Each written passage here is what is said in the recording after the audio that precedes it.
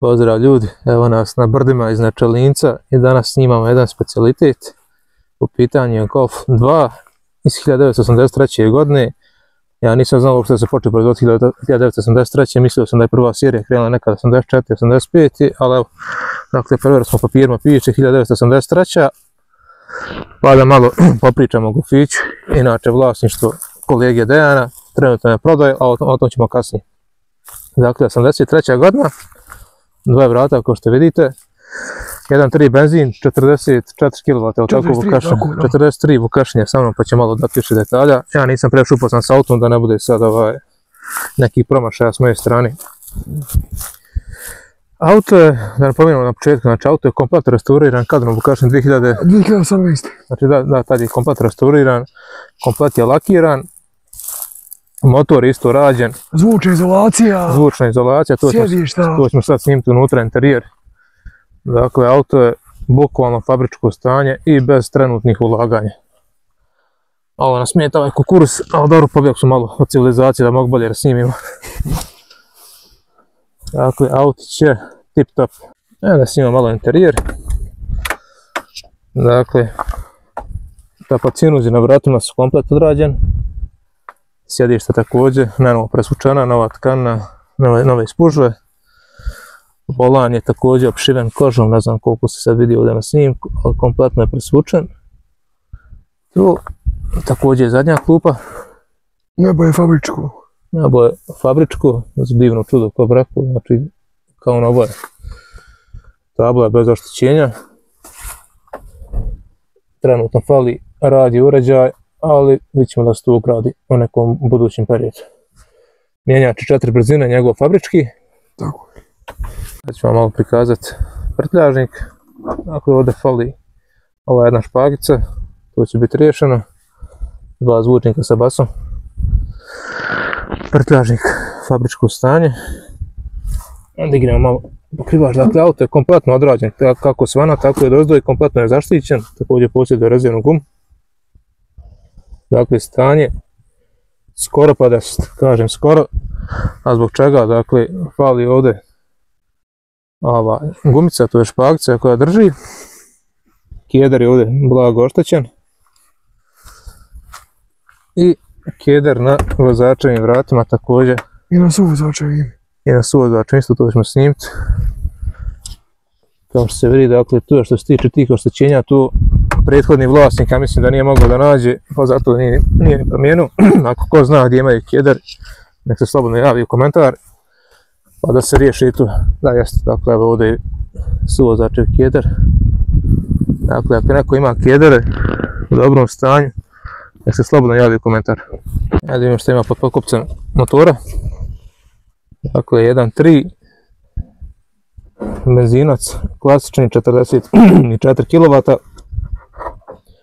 Razvodna kapa, motor je također, mislim, iste godine rađen. Sve je odrađeno, znači restauracija, kompletan motor je restauriran, sve je novo. Sve je novo, ali s tim da je prošlo, znači 2018, znači prošlo već 7, skoro znači 8 godina, ali dalje je motor u fantastičnom stanju, dakle ne grije se, ne troši ulje, pali odlično, to ćemo vam demonstrirati. Prethodni vlasnik, šta se kaže, kažeš ništa sa njim u Austriji, jel? Da, čovjek je išao u Austriji, pošto tamo radi u Grac, na autoputu ga je vozio 160, znači auto je 100% ispravan. Također, prednji koševi nisu rađeni, to da napomenemo. Dakle, to nisam znao. To nije rađeno, ali je za to godina mislim da je u korektnom stanju skroz. Sasvim, znači auto, ja koliko vidim nisam vidio tačke korozije nigdje. Kako je tamo gdje je rađeno, tako je tamo gdje nije rađeno. Ono što je mana kod većine Golf dvica, kao što mnogi vlasnici znaju, brave ne rade. Ovdje rade fantastično, zatvara se jako lijepo. Evo mi, sada vidimo kako pali ovaj starac. Poslije, dakle, 83. godište, to je. Ovoga ima tu fini godina, 42 godine. Tako je. Ne znam koliko se čuje zvuk unutra, vjerojatno ne zato što je mikrofon na nama, ali pali fantastično. Kilometraža, snimit ćemo i nju, mada nije ni bitna, ali eto. ako baš nekog zanima, sad ne znam, podatke koje ne tražim, da li je stvarno, ni ništa, da li je vraćano, stvarno nismo To ne upućeni. znao. Nismo stvarno upućeni, ventilacija radi, sva signalizacija radi čak i ovo unutrašnje svjetlo. Nebo mi dalje fascinira, znači nebo je savršeno. Fabričku. Također auto preko rupa ne pravi nikakve čudne zvukove, ponaša se kao da je nov. Ništa, idemo, sada si imamo livadu. Livada kao iz Windows XP, fantastično. Ništa, Vukaša, idemo napravimo krug pa da sumiramo neke utiske iz vožnje. Može. Idemo malo da se provozamo. Inače, brdo iznad Čavlinca, preporuka za ljubitelje prirode. Evo ovdje makadam, nikakvih zvukova, ništa, apsolutno. Vola nije sirvo, ali kad se krene, ovo nije težak automobil, kad se krene ide fantastično. Inače, jako je brdo, ne znam koliko se vidi na snimku, ali automobil se odlično ponaša.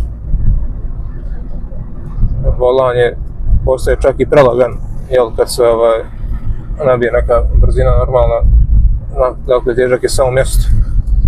Ali dobro, to je za to godište sasvim normalno.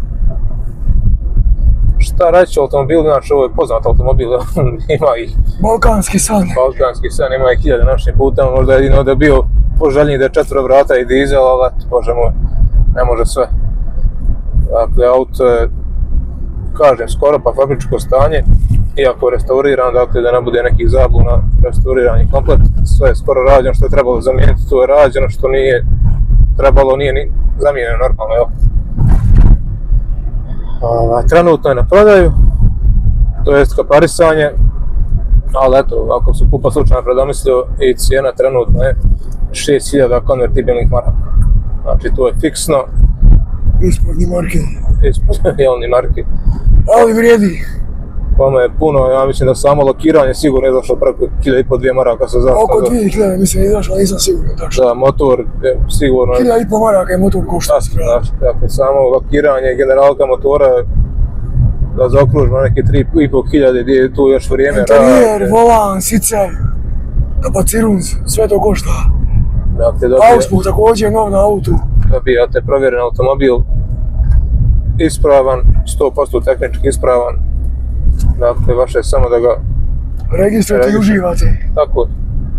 Inače, automobil, kad je uvezen automobil u Vukašina u državu? Ovo je auto uvezen, to ne znam. Nismo ni mi sigurni, ali uglavnom bio je kod tog prijašnjeg vlasnika baš dugo vremena. Tako je.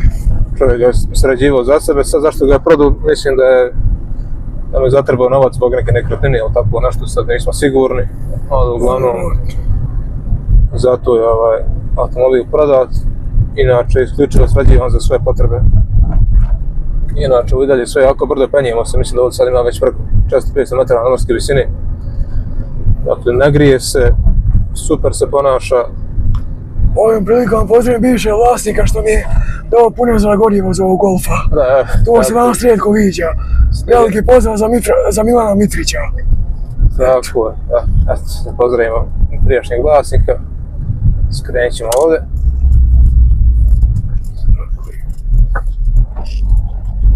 To je to, drugara, ako vas šta zanima, pišite, ja sam neke utiske, ja mislim da nema čovjeka da se skoro nije vozio u automobilu da ga je vozio, iako već sad postaje malo rijedak na ovim prostorima, ali eto, koga zanima, ostavit ćemo link od oglasa, kontakt u opisu klipa, pa eto, nek se javi. To je to, čujemo se, vidimo neki sljedeći put, pozdrav!